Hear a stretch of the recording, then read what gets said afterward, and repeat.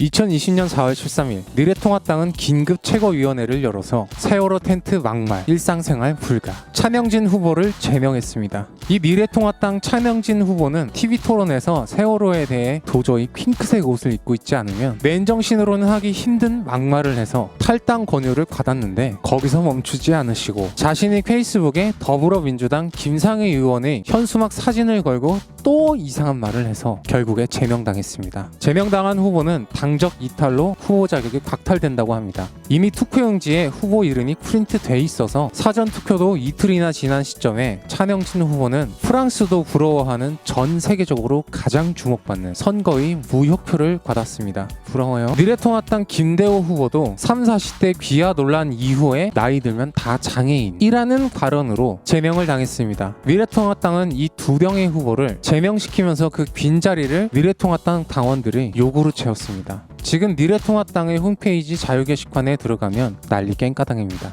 안 그래도 지역구에서 힘든 황교안 당대표에게 한마음 한뜻으로 욕하십니다. 30년을 지지하신 분께서도 차명진을 살려내지 않으면 탈당하겠다고 합니다. 4월 12일 저녁에는 4.16 세월호 참사 6주기를 앞두고 춘천 시민들이 성금으로 만든 현수막을 김진태 후보의 선거 사무원이 불법으로 철거하다가 경찰에 잡혔습니다. 세월호 현수막을 면도칼로 뜯어내서 봉고차에 무려 23개나 넣고 다니다가 걸렸는데 그 차가 김진태 후보의 선거 차량이었습니다. 김진태 후보는 기자회견에서 개인의 일탈이다. 그 선거 사무원은 책임지고 그만뒀다. 라고 했는데 그만두는 건 책임지는 게 아닙니다. 그 현수막을 훼손한 선거 사무원이 직접 자신이 훼손한 세월호 현수막을 복원하고 다시 걸어놓고 춘천 시민들께 사과하는 게 책임지는 거지 그만둔 건 그냥 도망가는 겁니다. 이분들이 많이 노력해주신 덕분에 이번 총선이 세월호 6주기를 앞두고 치러지는 선거라는 것이 더 홍보되었습니다. 그런데 이상한 건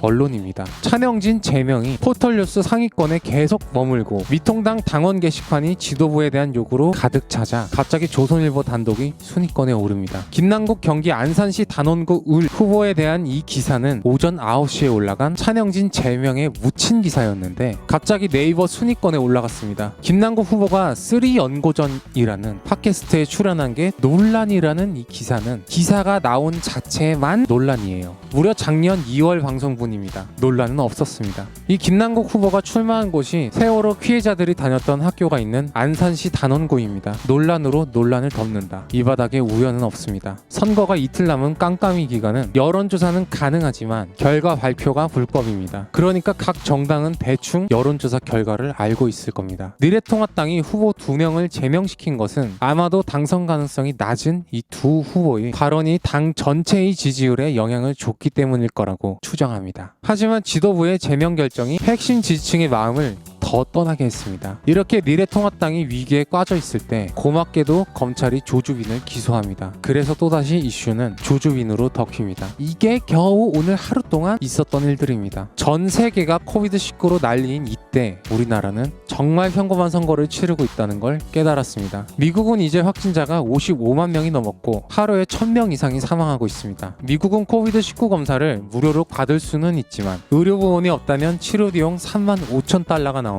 대한민국은 치료비 전액이 무료입니다. 우리나라의 확진자 70%가 완치되어서 미통당이 오부제 마스크를 쓰고 정부를 심판하겠다고 하는 것도 안철수가 뛰는 것도 다 문재인 정부 덕입니다. 문재인 대통령에게 코비드19 협력을 요청한 미국의 빌 게이츠가 있다면 우리나라엔 503 정부의 MS 이은재가 있었습니다. 투표를 잘 합시다. 고양이 뉴스 원재은이었습니다. 안녕!